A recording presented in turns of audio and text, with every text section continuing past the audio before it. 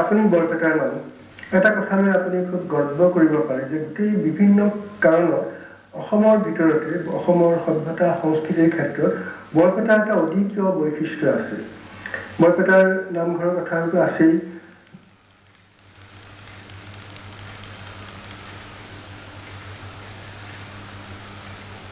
হলিৰাম ডেকা, প্ৰফুল্ললাল চৌধুৰী, ইমান যিখিনি অসমীয়া সাহিত্য সংস্কৃতি যুগান্তৰ আনিব পৰা বহুত মানুহৰ জন্ম কেৱল এই সৰু ঠাইখন বৰপেটাতে। আৰু এটা আচৰিত কথা যে যিখিনি আইনৰ ক্ষেত্ৰত বৰপেটাৰ নিচিনা অসামান্য অৱদান আন ঠাইতো কোনো নাই। 3জনকৈ মুখ্য ন্যায়াধীশ বৰপেটাৰ পৰা ওলাইছে। জগদীশ মেধিৰ নিচিনা ডাঙৰ যিমানবোৰ ডাঙৰ আইনজীৱী অসমত ওলাইছে, সেই অকণমান ঠাইখনতে ইমানবোৰ আইনজীৱী ওলাইছে। গতিকে ঠাইখনৰ এটা স্থান মাহাত্য বুলি কয়, সেইফালৰ পৰাও ভাবিবলগীয়া কথা। আৰু অকল বৰপেটা টাউনখনেই নহয়, বৰপেটাৰ আশে পাশে যিখিনি আমাৰ ভৱানন্দ দত্তৰ পৰিয়ালটো, এই গোটেইখিনি মিলি বৰপেটাৰ অকল যে সাংস্কৃতিক অদ্বিতীয় বৈশিষ্ট্য আছে এইটো নহয়, তাৰ বৰপেটাৰ বৌদ্ধিক বৈশিষ্ট্যও অসমৰ ভিতৰতে অনন্য, অদ্বিতীয়।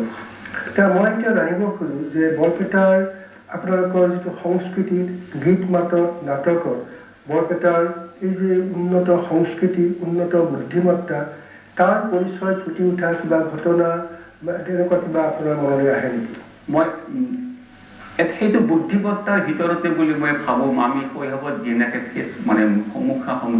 মুখামুখি হৈ আহিছোঁ আৰু শেষত গৈ থৈ সুৰৰ মাজতে পৰি যায়।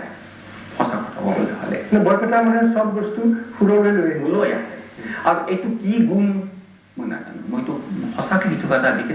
আৰু তেনেকৈ আপুনি বৰপেটাতে ইমানবোৰ ডাঙৰ আইনজীৱী কিয় সৃষ্টি হ'ল তাৰতো আপুনি যুক্তিসংগত ব্যাখ্যা দিব তেনেকৈ আপুনি অভিজ্ঞতাকে কিয় মই গণিতৰ মানুহ হিচাপে এটা কথা মই ভাবোঁ যে গাণিতিক যিটো অবজাৰ্ভেশ্যন, সেই অবজাৰ্ভেশ্যনটোৱে চাগে মোক সেই এটা টেষ্টৰ ফালে সদায় আগুৱাই নিয়ে। মই যেনেধৰণে শৈশৱকাল অতিবাহিত কৰিছোঁ, মোৰ জনজীৱনটো অতি ওচৰৰ পৰা চাওঁ, তাত সুখ দুখ কান্দন এইবোৰ মোৰ অন্তৰত বহি যায়। আৰু যেতিয়া পুনৰ কান্দনৰ ফালে আহিছোঁ, কান্দনৰ লগত পুথিৰ সুৰৰ মিলটো আকৌ মই আপোনাক কৈ দিছোঁ। যেতিয়া মই ক'ব বিচাৰিছোঁ যে ধৰক আপোনাৰ লগত এজন বাহিৰৰ কোনোবা অসমীয়া ভাষা নুবুজা বন্ধু আহিছে, তেওঁক আপুনি বৰপেটালৈ লৈ আহিছে। তেওঁ এজন ভাৰতীয়, সেয়া সাধাৰণ ভাৰতীয় সংস্কাৰগত সংস্কৃতিৰ মন্ত্ৰৰ তেওঁ অধিকাৰী। ধৰক বৰপেটাৰ এঘৰ মানুহৰ ঘৰলৈ লৈ গৈছে, যাৰ এজন মানুহ মৰিছে। মানুহ ঘৰত মৃতকৰ স্ত্ৰীয়ে কন্দা শুনিব লাগিছে বিলাপ কৰি এনেদৰে, "অ মোক কি বিলাই কৰি গেলি দে সাধাৰে ৰাজা, অ তই বাপুৰ বিয়া চাইহে মৰিম বুলি কৈছিলি দে সাধাৰে ৰাজা, সিবাৰ দেউলত দেখোন কাপোৰ দিবা নৰন্তে কৈছিলি তই দুখ নকৰবি দে, পইচাই দি কুলবা পাৰা নাই মোৰ সাধাৰে ৰাজা।" সকলোৱে শুনি কৈছে বিলাপ, দুখে উপচি পৰিছে প্ৰতিজনৰে অন্তৰ। এইবাৰ তেওঁক লৈ আহক কোনো সুৰীয়া কীৰ্তন পাঠ কৰি থকা সমাজখনলৈ। তাত তেওঁ শুনিবলৈ পাব এক মধুৰ সুৰীয়া পঠন কীৰ্তনৰ অৰেখা বৰ্ণনৰ।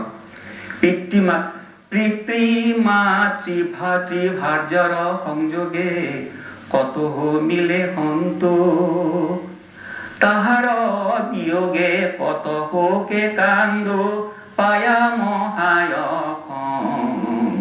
দুখ। জীৱনৰ দুখৰ সতে